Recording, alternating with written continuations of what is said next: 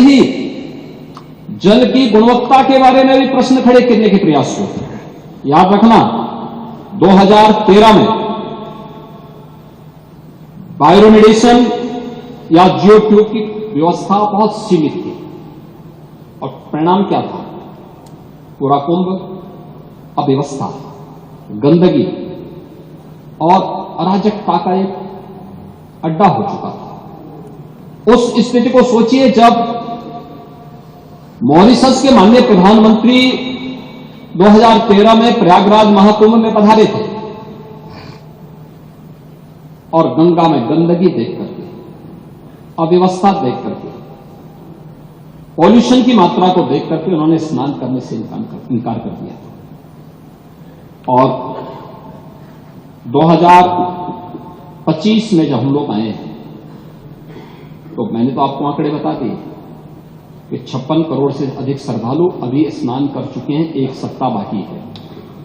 81 नालों को यानी 261 MLD के जो वहां के नाले सभी को टेप किया गया है, और टेप ही नहीं किया गया है बल्कि उसके बारे में जो सरकार की व्यवस्थाएं बनाई गई है उसके बारे में विस्तार से सदन में कहना चाहूंगा, क्योंकि बहुत सारे लोग अभी उसके बारे में दुष्प्रचार करने की अपनी उस प्रवृत्ति से बाज नहीं आएंगे, और इसलिए मैं उसके बारे में बताना चाहूंगा कि गंगा जी हो या यमुना जी हो, प्रयागराज के जितने भी वहां पे संगम स्थल से जुड़े हुए जितने भी वहां के अगल बगल के जितने भी नाले हैं, जितने भी इस प्रकार के सीवर का है, ड्रेनेज का है, सबको टेप करके या तो STP में या बायोरेमेडिएशन या जियो ट्यूब के माध्यम से उनके शुद्धिकरण के बाद ही उसे वहां पर वो किया जा रहा है।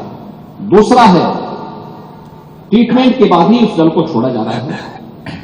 जल की शुद्धता के जो मानक होते हैं वह 2 स्तर पर जांची जाती है। एक तो BOD स्तर पर, बायोलॉजिकल ऑक्सीजन डिमांड के रूप में, और दूसरा DO के रूप में, डिजॉल्व ऑक्सीजन के रूप में।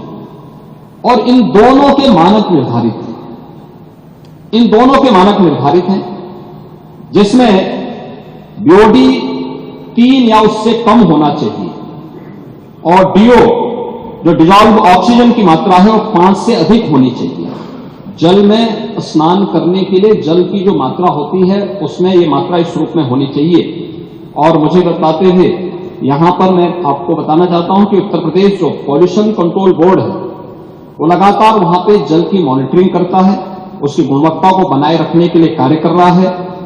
और आज की जो उनकी रिपोर्ट है संगम की, कि संगम और उसके आगे पीछे जो BOD है वो 3 या उससे कम है और डिजॉल्व ऑक्सीजन की मात्रा ये 8 और 9 से अधिक पाई जा रही है। यानी संगम का जल स्नान करने लायक भी है और आचमन करने लायक भी है। जो लोग इसका दुष्प्रचार कर रहे हैं उन सबको इस बात को देखना चाहिए। एक समाचार पत्रों में एक न्यूज जो देखने को मिली, मैं भी देख रहा था, पुरानी न्यूज है, NGT के माध्यम से, NGT का नाम लेकर के दिया गया है, किसी ने दिया है, जिसमें उन्होंने कहा है कि फीकल कोलिफॉर्म की उसमें उन्होंने चर्चा की। ये फीकल कोलिफॉर्म की जो मात्रा उन्होंने की है इसमें 2500 MPM यानी मोस्ट प्रोबेबल नंबर, ये उससे उसका मापक माना गया है। इससे कम होनी चाहिए 100 ml में, 100 मिलीलीटर में। और इसके जो अलग अलग नमूने लिए गए फीकल कोलिफॉर्म के लिए, ये फीकल कोलिफॉर्म बढ़ने के बहुत सारे कारण हो सकते हैं। या तो कहीं सीवेज लीकेज है, या बहुत बार होता है कि भाई इस प्रकार की नदियां हैं, कोई वह चैनलाइज तो है नहीं, भैंस है, गाय है या अन्य जानवर उसमें आते हैं, नहाते हैं, उसके कारण भी, उनके गोबर आदि के कारण भी इसकी मात्रा तेजी के साथ बढ़ती है। लेकिन प्रयागराज के संदर्भ में जो मैं आपको स्पष्ट करना चाहूंगा कि 12, 16, 20, 25, 30 जनवरी, 5, 10 और 13 फरवरी को जो सैंपल के परीक्षण लिए गए हैं उसमें संगम नोच पर फीकल कोलिफॉर्म की मात्रा मानक के अनुरूप पाई गई है। ये Uttar Pradesh pollution control board का है, जो 2500 MPM प्रति 100 ml से कम पाई गई है। इसका मतलब जो दुष्प्रचार कर रहे हैं केवल कुंभ महाकुंभ को बदनाम करने की साजिश का हिस्सा है। और केंद्रीय प्रदूषण नियंत्रण बोर्ड में भी, जिनके नाम पर खबर है, उन्होंने भी 12, 13 एवं 15 जनवरी की रिपोर्ट में इसकी मात्रा को 2000 या उससे कम पाया, यानी 2500 से कम ही पाया है। यह भी इसमें मैं आपको स्पष्ट करना चाहता हूं।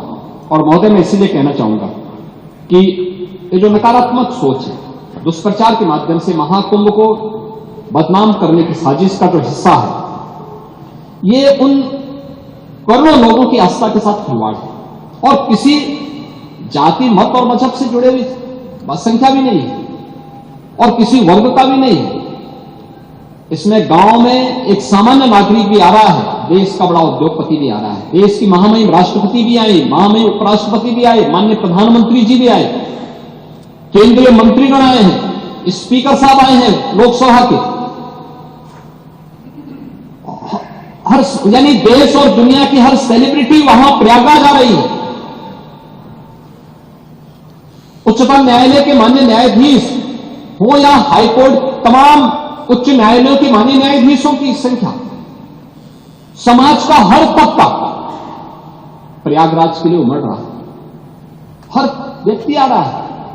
और क्या प्रचार करना बुरा था क्या? क्या हमें उत्तर प्रदेश की किसी उपलब्धि को, उत्तर प्रदेश की किसी आयोजन को देश और दुनिया के सामने नहीं ले जाना है क्या? आपने प्रत्येक स्नान के समय वहां देखा होगा किस प्रकार की स्थितियां थी। श्रद्धालु हो या फिर पर्यटक हो, देशी हो या विदेशी पर्यटक हो, जो एक बार कुंभ में डुबकी लगाया और भूरी भूरी प्रशंसा किया, व्यवस्था की प्रशंसा किया, जल की प्रशंसा किया, आयोजन की प्रशंसा किया, एकात्मता की प्रशंसा किया।